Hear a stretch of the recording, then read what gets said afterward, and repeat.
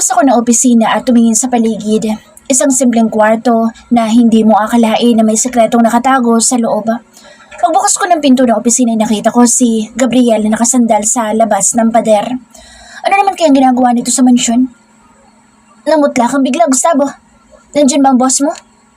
Tanong sa akin ito na ngumunguya ng bubblegum. Inayos ko ang jacket na suot ko sa kamatapang na tumingin dito.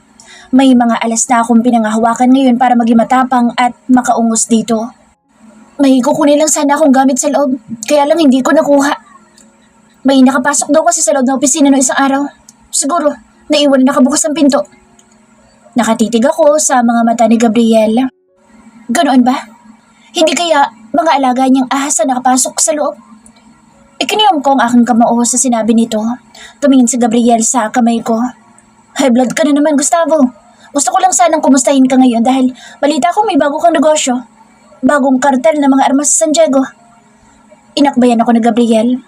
Nakalimutan mo yatang partner mo ko. Alam mo na pala ang tungkol doon. Inalis ko ang kamay ni Gabriel sa balikat ko. Dapat nga sana sasabihin ko sa iyo kaso hindi kita mahagilap. Dumami ang mga tauhan mong nakabuntot sa iyo. May pinaghahandaan ka ba laban? Nakita ko sa Venom na palapit sa amin ni Gabriel. Boss, handa na sa sasakyan ninyo. Sabi nito sa akin. Sumama ka sa akin ngayon, Gabriel. Marami kang mga na-miss na magagandang bagay. Oo nga pala, bago ko makalimutan. May nabanggit ba sa iyo girlfriend mo tungkol sa date nila ni Don Guerrer? Wala akong pakialam sa kanila, Gustavo. Kilala mo naman ako. Kapag nagsawa na ako sa isang babae, kusa ako nang ibinibigay. Mukha namang mapapakinabangan sa Monica. Nauna pa itong maglakad kaysa sa akin. Kawawang Gabriel. Wala siyang kaalam-alam na buhay pa si Ella at nandito lang sa loob ng mansyon. Gabriel's POV. Pumayag ako sa gusto ni Monica na akitin ng tuluyan sa Don Guerrer at ang pagpayag kong iyon ang isang dahilan kung bakit ako hindi mapakali ngayon sa kinaupan ko. Nakaharap ako kay Gustavo na nakatitig lang sa mga mata ko. Hindi ka ba nagagandahan sa mga bagong baril na dumating? Maliit ang kapital pero kapag ibinanta, kikita tayo. Inamoy pa nito isang bundle ng tig-1,000. Maliit na kita para sa ating dalawa. Sinalinan ko ng brandy ang baso ko. Sumadala ko sa upuan at pinagalaw ang swivel chair. Wala ka bang plano na palitan si Don Guerrer sa pwesto niya? Mainit ang mga mata ng Falcon sa triad. At sa tingin ko, kung magsasanib tayo sa puwersa nila, matatalo natin si Don Guerrer at magiging mayaman tayong dalawa. Sa tingin mo, Gustavo? Bigla itong napaisip sa sinabi ko. Ang Falcon ang grupo din ng malalaking sindikato sa Italy. Sila ang namumuno sa mga malalaking negosyo doon. Kapag nahanap natin ang Black Book, makahawakan natin sa leeg si Don Guerrer. Pareho tayo magiging mayaman at magkakaroon ng masayang buhay. Ano, game ka? Yun ang plano ko. Ang ibalik ang tiwala sa akin ni Gustavo at magpanggap na mabuting kaibigan muli nito. Mahina mag-isip si Gustavo. Base sa reaksyon niya ngayon, alam kong uunahan niya ako sa paghahanap sa Black Book na iyon. At sisirain ko ang nauumpisahan ni Gustavo sa triad. Ako mismo magpapalapa sa kanya sa tigring kinamumuhian ko. Kailan naman tayo magsisimula, Gabriel? Alam mo naman na yan ang matagal ko ng plano. Ikaw lang naman itong bumigo sa akin. Sayang nga lang. At ngayon ka pa nagseryoso kung kailan huli na ang lahat. Kumunot ang noo ko sa sinabi nitong iyon. Huli na ang lahat? Para saan? Sa pagbabago. Yun ang gusto ko sabihin. Hindi ito nakatingin sa akin habang nagsasalita. Nagsisinungaling sa akin si Gustavo at kilalang kilala ko na siya. Kagabi na panaginipan ko si Ella. Humihingi siya ng tulong sa akin at hindi na ako nakatulog dahil sa panaginip kong iyon. Hindi pa rin ako tinawagan ni Brandon at masama na ang kutob ko. Hindi kaya umiling-iling ako at pinayapang aking isipan. Hindi maaaring mahuli ni Don Guerrer ang ginawa ni Brandon kundi katapusan na nito. Hindi pa huli ang pagbabago, Gustavo. Inakbayan ko siya katulad ng dati kong ginagawa. Magpapatuloy tayo sa plano natin noon. Mabuti ang naisip mong iyan, kapatid ko. Sa wakas, nagising ka sa katotohanan na ako lang kakampi mo at wala nang iba pa. Sa loob-loob ko'y nag-aapoy na ang galit sa puso ko. Ngunit kailangan kong pangatawanan ang pagpapanggap na ito para makuha ko ang loob niya. Alas 6 ng gabi na ako nakauwi sa bahay ko. Nabutan ko doon sa may sala si Brandon na mukhang kanina pa ako hinihintay. Nilinga ko ang paligid at wala doon si Monica. Hinahanap mo ang asawa mo, boss? Isang oras na ako dito at naghihintay sa iyo pero wala ko nakikitang Mrs. Montessori na bumababa mula sa hagdan. Ipinasa ni Brandon sa akin ang isang maliit na brown envelope.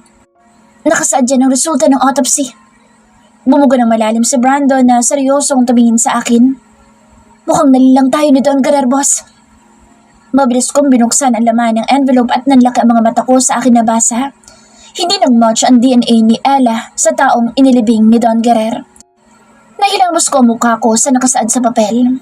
Parang nanlambot ang aking mga tuhod habang iniisip ko kung paano ako pinaikot ni Don Guerrero. At si Monica, paano na ngayon kapag nalaman niyang buhay pa si Ella? Alam ko masasaktan siya. Napaupo ako sa sofa habang nakatingin sa resulta. Boss, anong susunod natin gagawin?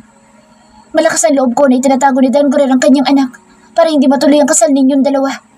Mas kailangan mo ngayon si Monica para malaman kung nasaan sa Ella. Alam kong malaki ang may tutulong ni Monica para sa...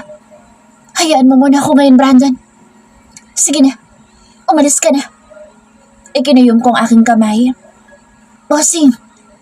Sinipa ako ang lamisita at natumba iyon sa sahig. Gumawa iyon ng malakas na ingay. Nagmadaling umalis si Brandon. Hindi ko alam ang gagawin ko ngayon. Saan ko hahanapin sa Ella? Paano ako magsisimula? Nagmukha akong tanga sa loob ng 3 buwan. Si Monica, nadamay siya sa galit ko sa pag-aakalang patay na si Ella. Paano ko ipaliliwanag sa kanya ang lahat ngayon? Mababaliw rin yata ako sa pag-iisip kung anong dapat kong gawin at kung ano ang dapat kong unahin.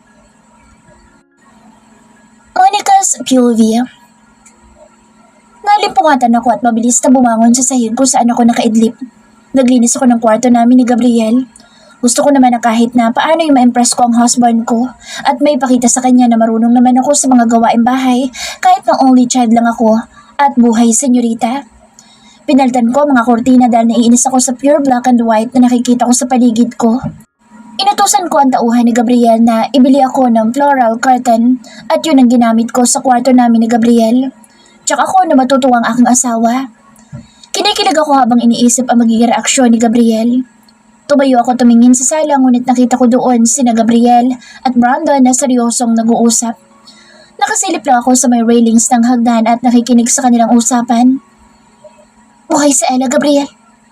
Narinig kong sabi ni Brandon at may iniabot itong envelope. Nasapo ko ang aking bibig dahil sa narinig ko. Tama nga ang kutob ko na buhay sa Ella at sigurado ako na hanapin siya ni Gabriel. Pakiramdam ko'y piniga ang puso ko dahil sa sakit na nararamdaman ko. Alam kong mahal na mahal ni Gabriel sa Ella at ako, isa lamang akong panakit butas. Gumapang ako patungo sa nakabukas na pinto. Hindi ako pwedeng makita ni Gabriel. Hindi niya rin pwedeng malaman na alam ko na ang totoo. Mula noong may nangyari sa amin ni Gabriel, inalis niya ang lahat ng CCTV sa loob ng bahay. Pakiramdam ko nagtiwala na siya ng gusto sa akin. Wala na rin ang malaking monitor na palagi kong nakikita noon. Ngunit paano na ngayon? Anong gagawin ko? Hahayaan ko lang ba na magpatuloy na mahalin si Gabriel kahit na alam ko ang totoo? At alam kong bawal ang ginagawa ko dahil may fiancé na siya at ikakasal na sila. Tumulong aking luha sa mga mata. Naiinis ako sa sarili ko. Mahal ko si Gabriel. Mahal na mahal ko na siya. May narinig ako mga yapak na palapit sa akin. Pinahid ko ng mabilis ang luha sa aking mga mata. Humiga ako sa kama at nagkunwaring natutulog. Hindi ako pwedeng makita ni Gabriel na umiiyak. Bumukas ang pinto at marahan na nagsara iyon. Naramdaman ko na umupo sa tabi ko sa Gabriel at sa kanya hinaplos ang pisngi ko. Naramdaman ko na umalis din ito sa kama. Binok ako ng konti ang aking mga mata at nakita ko sa Gabriel na nakasandal sa may bintana. Nakadungaw ito doon at tila may malalim na iniisip. Mamayang 8:00 ng gabi makikipagkita ako kay Don Guerrero sa San Martin dahil may bago itong binuksan na negosyo. Alam ko nag-aalala ito tungkol sa kalagayan ni Ella at kung nasaan ito ngayon. Isa lang ang alam ko at malakas ang kutob ko. Alam ni Don Guerrero kung nasaan si Ella at kailangan ko iyong malaman. Ngunit paano? Ano ba ang dapat kong gawin para matulungan si Gabriel? Nagkunwari ako na alimpungatan. Nariyan ka na pala. Kinakabahang tanong ko sa kanya. Mahimbing ang tulog mo kaya hindi na kita ginising. Mukhang pagod na pagod ka. Inayos mo pala itong kwarto. Katulad na ito ngayon ang kwarto mo. Nakangiting sabi nito sa akin. Ang ngiti nito hindi umaabot sa mga mata niya. Malungkot ang mga iyon at nag-aalala. Naisip ko lang na palitan ng curtains dahil nagsasawa na ako sa nakikita kong kulay. Oo nga pala. Tungkol mamayang gabi. Gawin mo ang dapat mong gawin. Nasa likod mo lang ako. Seryosong sabi nito sa akin. Ang inaasahan ko'y pipigilan ako ni Gabriel, ngunit hindi. Gagawin ko ang lahat para malibang sa Don Guerrero at magawa ninyo ni Brandon ang plano. Bumangon ako sa kama at nagtungo sa walk-in closet ni Gabriel. Sunundan niya ako roon at hinilang aking kamay. Niyakap niya ako ng mahigpit. Pangako, hindi ka mapapahamak. Hinalikan niya ano ko at saka din niya ako binitawan. Ngayon na alam na ni Gabriel na buhay si Ella, inaasahan ko na magbabagong pakikitungo niya sa akin. Lumabas ako ng kwarto na suot ang isang high-slit na halter black silk dress na hanggang paanan ko ang haba. Nasa labas si Gabriel at nakasandal sa may pader nang makita ko siya. Pinilit kong umiti ng malapad kahit na hindi ako masaya. Shall we go?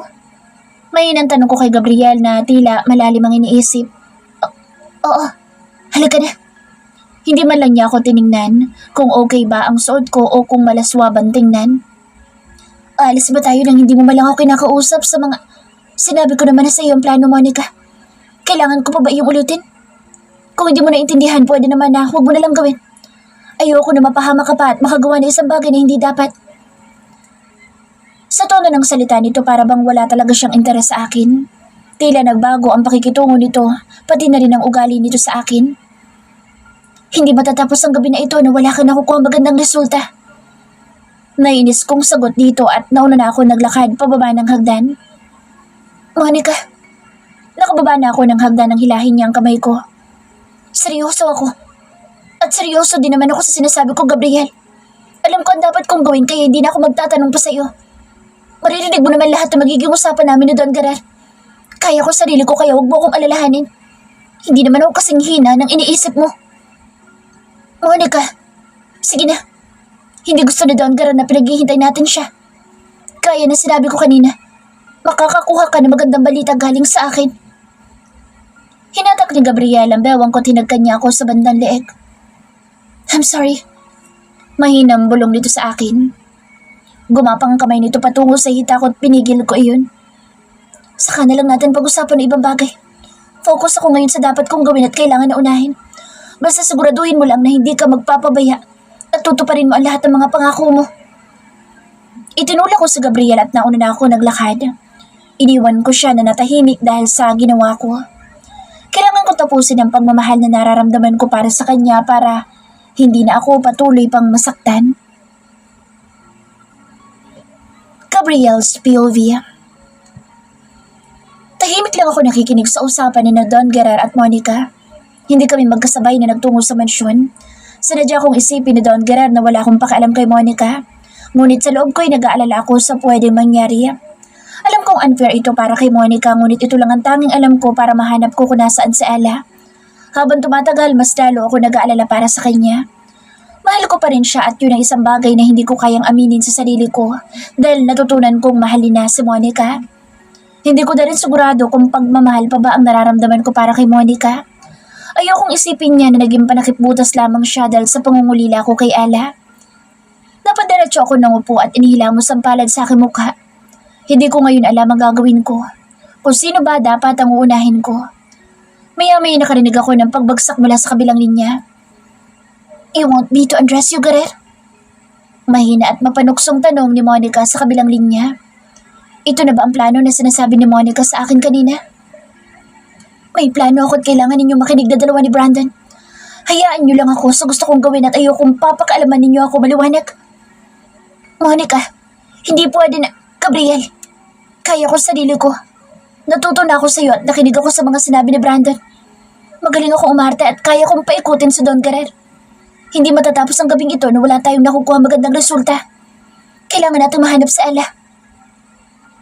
Hindi ako makapaniwala sa sinabi nitong iyon. Nagkatinginan kami ni Brandon at nagkibit-balikat naman ito sa akin. Narinig ko kayo kanina. Sinabi mo na buhay pa si Ella at kailangan natin siyang mahanap. Gabriel, kalimutan mo na may feelings ako sa'yo. Kalimutan mo na rin ang feelings mo para sa akin. Gusto ko makatulong at sa pamamagitan ko, makikita natin kung nasaan si Ella. Gusto ko seryosohin natin ang gabing ito. Napag-isipan ko na ang dapat kong gawin kaya wala kayong dapat na alalahanin tungkol sa akin. Monica, halos hindi ko siya matingnan sa mukha. Sige na, Aalis na kami ni Brandon. Ano man ang mangyari, huwag niyo akong pupuntahan sa mansyon ni Don Guerrer. Hayaan lang ninyo ako sa gagawin ko. Gagawin ko ang dapat kong gawin. Seryoso si Monica habang sinasabi iyon sa akin. Alam ko na mahirap ang desisyon na iyon para sa kanya. Oh, Monica, hindi ko alam na ganyan ka pala ka-wild. Ganyan ang gusto ko sa isang babae. Hindi pa kipot at kaya magpaligaya. Namamaos na tinig ni Don Guerrer. Napatayo ako sa silyang inuupuan ko dahil sa usapan na naririnig ko. Ito ba ang gusto ni Monica? Pakiramdam ko lahat ng dugo ko, nasa ulo ko na ngayon at anumang oras ay sasabog ako sa galit. Lumabas ako ng mansyon at nakasalubong ko sa Gustavo. Maganda ang ngiti nito habang nakatingin sa akin. Bad mood kaya ta, Gabriel? Tanong nito sa akin nang makasalubong niya ako. Wala kasi dito sa Don Guerrer kaya nangihinayang ako. Hindi ba halata na malungkot ako? Mukha kasing sasaba ka sa gyera, Gabriel. Inakbayan ako ni Gustavo at inilapit ang bibig sa may tenga ko. Tungkol sa naging usapan natin kanina umaga. May inihanda akong pasabog para kay Don Guerrer. Mawiwindang ba siya dyan? Gabriel, magtiwala ka sa akin dahil kapag ako nagplano, sigurado. Kumpiyansa si Gustavo sa sinabi nito. Guerrer, nasabi mo sa akin noon na nasa mabuting lugar sa Ella. Ibig sabihin ba noon? Buhay pa siya? Sandali ako natigilan sa narinig kong usapan ni Monica at Don Guerrer. Darling, dapat ba natin pag-usapan ng tungkol sa anak ko? Siyempre naman. Gusto kong makasigurado para alam ko ang dapat kong gawin kay Gabriel.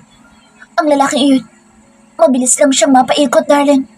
At kung plano mo na pabagsakin siya, kayang-kaya kitang tulungan. Inilayo kong anak ko sa kanya dahil ayoko sa lalaking iyon, darling. Masyadong pakialamero at galit na galit ako sa kanya. Gabriel, okay ka lang ba? Napansin ni Gustavo ang pananahimik ko at pagkuyom ng aking mga kamao. Napatingin ito sa earbuds na nasa tanga ko. May narinig ka bang hindi mo nagustuhan? Tungkol ba iyan sa isang espiya? O, wala naman. Tungkol nga pala sa plano. Pag-iba ko ng usapan dito. Napangisi si Gustavo habang nakatingin sa akin. Pumunta tayo sa dating bodega. Doon na lang tayo mag-usap. Maraming mga mata sa paligid at kabisado ko sa Don Guerrer. Sinundan ko si Gustavo sa paglalakad patungo sa van. Inalis ko ang earbud sa tenga ko at nag-text ako kay Brandon. Hindi ito aalis sa labas ng mansyon pati na mga tauhan ko habang wala pa ako. Nasabihan ko na sa Venom na gumawa ng gulo para hindi matuloy ni Don Guerrer ang gagawin nito kay Monica. Monica's POV. Nililibang ko si Don Guerrer habang nasa kandungan niya ako. Hinahayaan ko siya na hawakan ng mga hita ko. Wala ka bang ibang pagagawa sa akin, darling? Madali ko lang na makukuha mga bagay na gusto mo dahil labas-pasok ako sa bahay ni Gabriel. Sa Villa Montessori? Tanong sa akin ito. Tumango ako habang nakahilig ako sa dibdib niya. Nakikita ko mga larawan doon ni Ella. Maganda nga palang anak mo, darling. Kaya siguro baliw na baliw sa kanya si Gabriel. Oo, maganda siya. Pero sa tingin ko, mas magaling ka sa kama. Hindi ba siya magaling sa kama, darling? Malandi kong tanong. Nahiwagaan ako sa sinabi ni Don Guerrer. Ibang pumasok sa isip ko. Hindi maganda ang kutob ko. Gusto mo ba ako subukan? Kinagat ko ang ibabang labi ko habang nakatingin ng diretso sa mga mata ni Don Guerrer. Takam na ako sa iyo, darling. Hinawakan niya ang puson ko at pababa ang kamay nito sa pagkababae ko, ngunit mabilis kong nahuli ang kamay nito. Relax, darling. Ayoko dito tayo sa office mo. Gusto ko sa malambot na kama. Sasakit ang likod ko dito sa sofa, darling. Sige, doon tayo sa private room ko. Dinala ako ni Don Guerrer sa harapan ng malaking painting. Gamit ang isang slash card, bumukas ang isang secret door. Pumasok kami sa loob noon at may nakita pa ako isang pinto sa right side ng kwarto. Dinala ako ni Don Guerrer sa malaking kama at pinahiga niya ako roon. Ngunit, natigil si Don Guerrer nang mag-beep ang cellphone nito. Mukhang nakagawa na naman si Gabriel ng gulo para maibaling sa ibang atensyon ni Don Guerrer. Nagkunwari ako na naiinis dahil hindi itinuloy ni Don Guerrer ang pag-angkin niya sa akin. Darling, may problema ka ba? May dapat akong ayusin, darling. Inayos nito ang suot at seryoso ang muka. Sige, hihintayin na lang kita dito, darling. Ayusin mo ang problema mo at dito lang ako. Hinapos ko ang dibdib ni Don Guerrero at hinalikan nito sa leeg. Hihintayin kita. Huwag mo akong paghihintayin na matagal, okay? Hinagkan ako sa noon ni Don Guerrero. Heto, hawakan mo muna. Ibinigay nito sa akin ang slush card. May shower room sa kabilang kwarto. Gusto kong fresh ka pa rin kapag bumalik ako. Mabilis lang ako. Babalik agad ako. Okay. Muli kong kinagat ang ibabang labi ko at hinawakan ng puso ni Don Guerrero. Nasasabik pa man din ako sa'yo. Save it later, darling. Nilinga ko ang paligid nang makaalis si Don Guerrero. May mga camera sa loob ng kwarto. Ibinigay sa akin ni Don Guerrero ang slash cord nang walang pagdududa, kaya naman kailangan kong mag-ingat. Sinusubukan pa rin ako ni Don Guerrero. Nagtungo ako sa shower room at napansin ko na may isa pang pinto roon. Agad-agad kong binuksan ang pinto pero nakasarado iyon. Inalis ko ang earrings na suot ko at pasimpleng i-flash iyon sa toilet. Hindi na kailangan pang malaman ni na Brandon at Gabriel kung anong matutuklasan ko. Naisip ko ang slash card na hawak ko. Itinutok ko iyon sa scanner at nagbukas ang pinto. Nagulat ako nang bumukas iyon dahil isa na namang kwarto. Madilim ang kwarto at tumindig ang balahibo ko nang may humawak ng mahigpit sa kamay ko. Sino ka? May tanong sa akin na isang babae. Nagbukas ang ilaw sa kwarto at unti-unti kong nilingon ang nagsalita at nagulat ako nang makita ko si Ella. Magulo ang buhok. Sira-sira ang damit at mapayat ito. Taliwas sa mga larawan na nasa bahay ni Gabriel. Ang maganda nitong mukha ay puno ng pasa, pati na rin ang braso nito at may sugat sa labi. Ella? Hindi makapaniwalang tanong ko habang nakatingin dito. Bigla na lamang itong nawala ng balanse ngunit maagap na nahawakan ko sa bewang. Umiiyak ito habang mahigpit na nakahawak sa aking braso. Ikaw ba si Monica? Mahinahon tanong niya sa akin.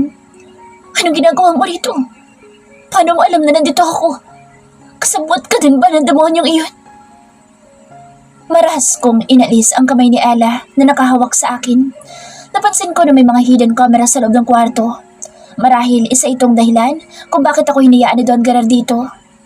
Kung anong gagawin ko kapag nakita ko si Ella. Ano ba sinasabi mo, demonyo? Ginagamit mo ba si Gabriel laban sa akin? Excuse me, wala akong pakaalam kay Gabriel. Ikaw ba ang fiancé niya? Masama akong tinignan ni Ella.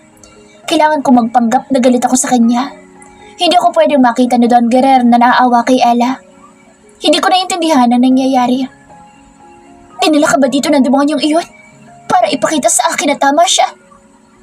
Sino bang tinatawag mo demonyo, Ella? Tulungan mo ako dito, Monica. Kailangan ako makita ni Gabriel. Kailangan niyang malaman na buhay pa ako. Ayoko nga. Bakit ko naman yung gagawin? Hindi siya sinusunod ko kundi sa Don Guerrero. Matigas ang ulo mo, Ella. Kaya ka siguro tinago ng daddy mo dito dahil... Ella! Boses ni Don Guerrero galing sa likuran ko. Sabay kaming lumingon ni Ella kay Don Guerrero. Demonyo kayo! Magkasabot kayong dalawa! Sigaw ni Ella. Sinampal ko ang pisngi niya.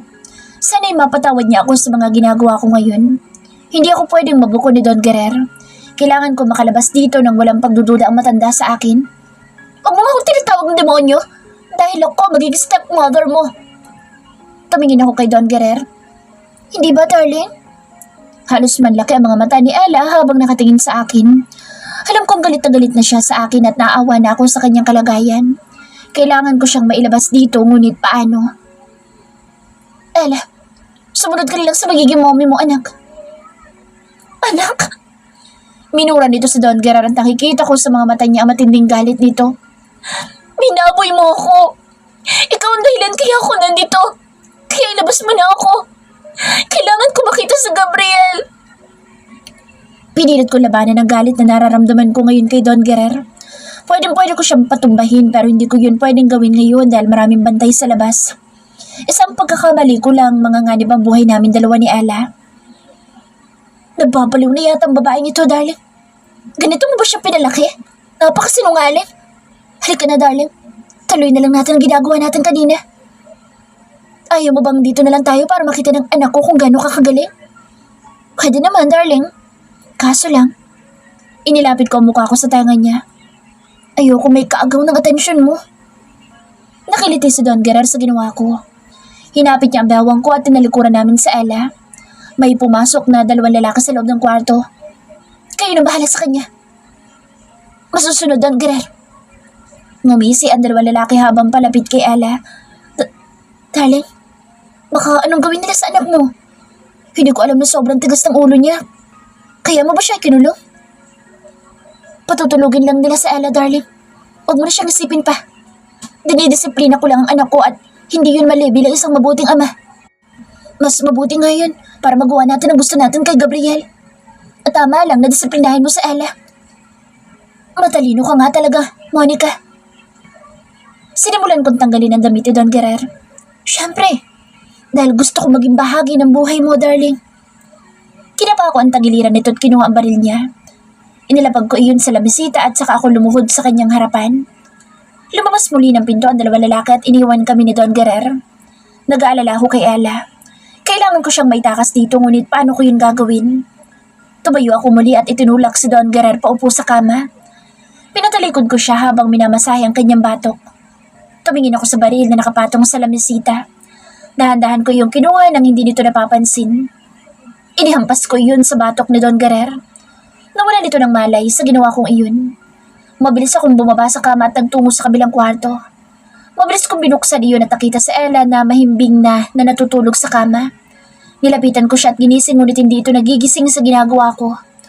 Bumalik ako sa silid kung nasaan si Don Guerrero at nakahando sa ito sa sahig. Inalis ko ang belt na suot nito at ginapit pantali sa paa nito. Kinuha ko na rin panali sa kamay nito ang strap ng dress na suot ko. Muli kong binalikan sa Ella at pinilit na alalayan kahit na tulog ito. Inilabas ko siya ng kwarto ngunit naharang ako na isang tauhan ni Don Guerrero. Kinagat ko ang ibabang labi ko at ikinasa ang baril na hawak ko. Ibinaba ko sa Ella at ginamit ang mga natutunan ko kay Gabriel para patumbahin ang tauhan ni Don Guerrero. Nasaan na ba si Gabriel? Kailangan ko na bulk up. Gabriel Spilvia. Boss, ako na bahala kay Gustavo. Pumunta ka na ulit sa mansion. Masama ang kutob ko. Nag-aalalang sabi ni Venom. Nasa loob kami ng van at pinatulog namin si Gustavo upang makuha ang susi ng bahay nito sa San Martin. Mabilis lang sa Venom na nakagawa ng duplicate keys. Dalhin mo siya sa bodega at papuntahin mo sa Elena. Bigyan mo ng malaking bayad ang serbisyo na Elena. Aalis na ako, Venom. Hawak ko ang duplicate keys na ipinagawa ko sa kanya. Ako nang bahala, boss. Nasa labas ang motorsiklo ninyo. Yun ang gamitin mo para makaalis. Mabilis akong tumango at umalis na ng van. Sumakay ako sa motorsiklo kong pabalik na mansyon. Wala na ako naririnig sa kabilang linya. Bumilis na ang tibok ng puso ko. Jomed. Halos paliparin ko ang motor. Makarating lang ng mabilis sa mansyon. Wala na sa loob ng kotse si Brandon. Ang mga tauhan ko ang sumalubong sa akin. Boss, nasa loob si Brandon. Hindi pa rin lumalabas doon sa Miss Monica. Anang isang tauhan ko na pinagpapawisan sa noo. Dito lang kayo sa labas. Maring inautos ko. Ikinasa ko ang baril ko at nagtungo sa loob ng mansyon. Nakasalubong ko ang mga tauhan ni Don Guerrero na nakabantay sa labas ng mansyon nito. Wala ko napansin na kakaiba sa loob. Tahimik ang loob ng mansyon. Nagtungo ako sa hallway kung saan sa kabilang bahagi noon ay ang opisina ni Don Guerrero. Nakita ko si Don Guerrero na magulo ang suot na suit at ang buhok nito. May hawak pa itong baril sa kamay at tila ba galit na galit. Gabriel! Malakas ang boses nito at halos mayanig ang buong mansyon. Nag-aapoy ang mga mata nito sa galit. Don Guerrero, masama yata ang timpla mo ngayon at... Mabilis ko napansin ang paglapit ng mga tauhan ni Don Guerrero sa akin. Nagtaas ang mga ito ng baril. May nagawa ba ako? Patay mali siyang tanong ko dito. Demonyo ka! Pinaputukan ako ng baril ng mga tauhan ni Don Guerrero ngunit nagawa kong iwasan ang mga bala na tumatama sa pader. Nakipagsabayan ako ng putok at kada isang kalabit ko sa baril na hawak ko'y natatamaan ko ang mga tauhan ni Don Guerrero. Dumating ang mga tauhan ko sa loob ng mansyon at protektahan nila ako sa mga kalaban. Nagawa ko makalabas ng mansyon dahil sa kanila. Nagtago ako sa malaking halaman sa labas ng gate at doon ko sinubukang kontakin sa Brandon ngunit walang sumasagot. Hindi gumagana ang tracker ng GPS ko. Sinuntok ko ang pader nang maalala na nasa labas ang kotse ni Brandon. Shit! Malakas na mura ko sa kawalan. Lumabas ako sa pinagtataguan ko at isa-isang binaril ang mga tauhan ni Don Guerrero na gustong pumatay sa akin. Boss, Masyadong madami ang tauhan ni Don Guerrero sa loob. Magtatawag ba kami na backup? Tanong sa akin ni Andy, isa sa mga tauhan ko. Umatas na kayo. Ayokong isipin ni Don Guerrero na marami akong mga tauhan. Sige na, sabihan mo silang umatas na muna at dumiretso kayo lahat sa hideout. Sumakay naman ako sa motorsiklo ko at nagtungo sa bahay ni Brandon. Malakas ang kutob ko na doon ito dinala sa Monica. Hindi ko mapapatawad ang sarili ko sa oras na may masamang nangyari kay Monica. Nang makarating ako sa bahay ni Brandon ay kaagad ko siyang hinanap sa loob. Nakabukas lahat ng ilaw kaya tama ang kutob ko na dito niya dinala sa Monica. Nakita ko sa Brandon na nasa garden at panay ang hitit ng sigarilyo. Brandon! Malakas na tawag ko sa pangalan niya. Mabilis itong lumingon sa akin. Duguan ang suot nitong damit. May pasa ito sa pisngi at may daplis ng baril sa kaliwang braso. Ano ba nangyari at nagkakagulo sa mansyon? Si Monica, okay lang ba siya? Hindi pa halos makapagsalita si Brandon. Nakatingin lang ito sa akin habang humihitit ang sigarilyo. Sinuntok ko siya sa pisngi para matauhan. At saka ako hinawakan sa magkabilang balikat. Sagutin mo ako! Nasaan si Monica? Boss, kasama ni Monica si Ella. Nasa kwarto silang dalawa.